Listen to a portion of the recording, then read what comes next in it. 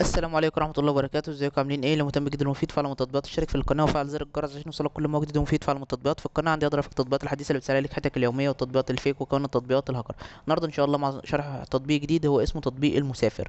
التطبيق ده مساحته 15 ميجا، محمله اكتر من مليون شخص.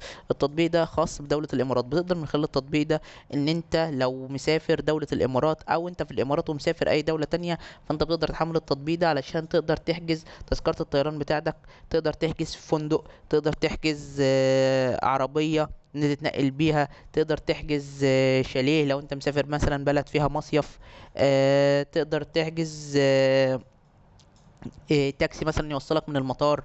كل الحاجات دي بتقدر تحجزها من خلال التطبيق، وتقدر تدفع من خلال التطبيق، وبتقدر كمان تاخد عروض، وبتقدر تعرف كل الاسعار اللي انت تدفعها من قبل ما تتحرك من مكانك او من نفس المكان البلد اللي انت فيها يعني، علشان ما يبقاش فيه مصاريف مستخبية تظهر لك فجأة. ده الفايدة من التطبيق.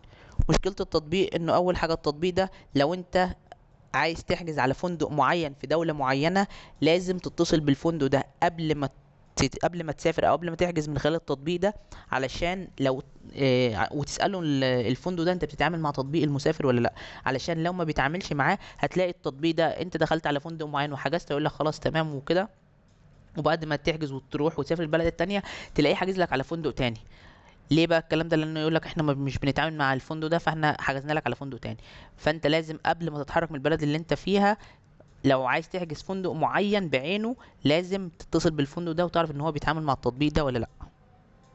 بس كده، ده يعتبر ابسط شرح للتطبيق. بالنسبه للمزايا والعيوب، لو عجبك شرح التطبيق يا ريت تدوس لايك للفيديو. لو عايز شرح تطبيق معين يا ريت تسيب لي في الكومنت. لو شفت ميزه او عيب للتطبيق في اي تعديل من التعديلات القادمه اكتبها في تعليقات الفيديو. شكرا، سلام عليكم.